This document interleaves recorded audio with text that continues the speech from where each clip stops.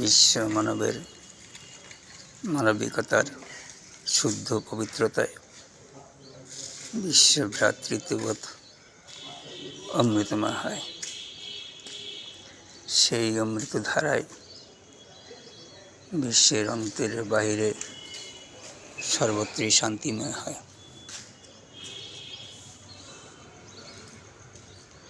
বন্ধুরা,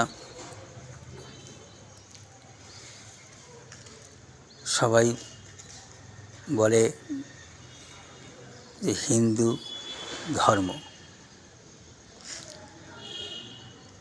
এটা ভুল। আদৌ হিন্দু কোনো ধর্ম নয়। হিন্দু হলো প্রকৃত জাত। বিশ্বের সমস্ত সৃষ্টিকেই হিন্দু বলা হয়, অর্থাৎ প্রত্যেক জীবকেই হিন্দু বলা হয়। হিন্দুদের ধর্ম হলো সনাতন ধর্ম। এই সনাতন ধর্মের সংবিধান একমাত্র চতুর্বেদ। সেই চতুর্বেদ অব্যয় পরম ব্রহ্মের সাক্ষাৎ জ্ঞান। এই চতুর্বেদ পরমেশ্বরের অলৌকিক শক্তির দ্বারা 4 ঋষির মাধ্যমে 4 ঋষির, যেমন অগ্নি ঋষি, বায়ু ঋষি, আদিত্য ঋষি, অঙ্গিরা ঋষি, এই 4 ঋষির অন্তর্গুহা থেকে অলৌকিকভাবে অপৌরুষেয়ভাবে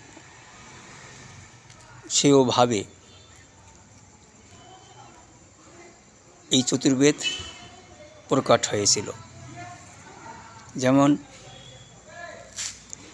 অগ্নি ঋষির অন্তর্গুহা থেকে ঋগ্বেদ প্রকট হয়েছিল,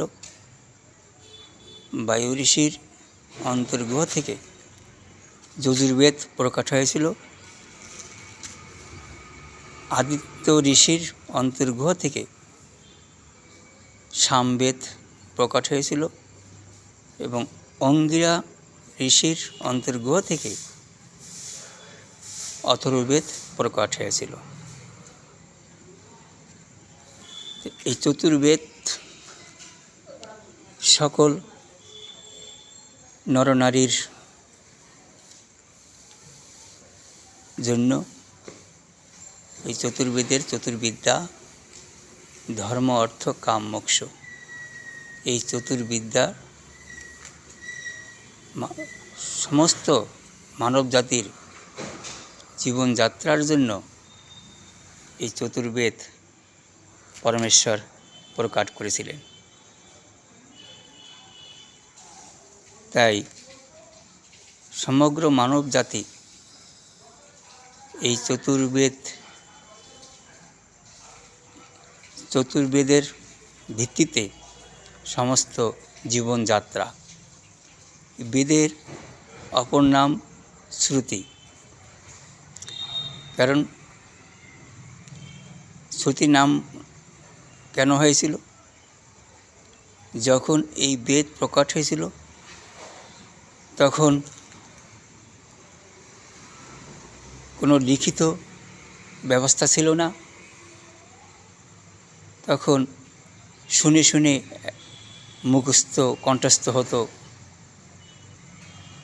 একজনের মুখ থেকে শুনে অন্যান্যরা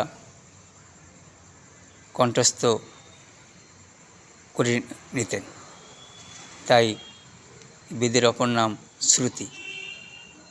পরবর্তীকালে দৈপায়ন কৃষ্ণ অর্থাৎ বেদব্যাস তিনি অক্লান্ত পরিশ্রম দ্বারা এই চতুর্বেদকে সংকলন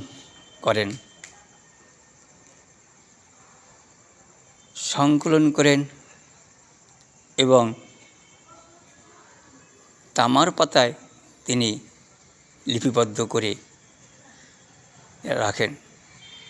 তার পরবর্তীকালেই যখন কাগজের প্রচলন হলো, তখন থেকে পুস্তক হিসাবে এই চতুর্বেদ সংহিতা লিপিবদ্ধ করতে লাগলেন। ধন্যবাদ সকলকে। সবাই ভালো থাকুন, সুস্থ থাকুন এবং বিশ্বের সকলে এই চতুর্বেদের জ্ঞানের দ্বারা নিজের জীবনকে ধন্য করুন এবং ঈশ্বরের সান্নিধ্য লাভ করুন। নমস্কার।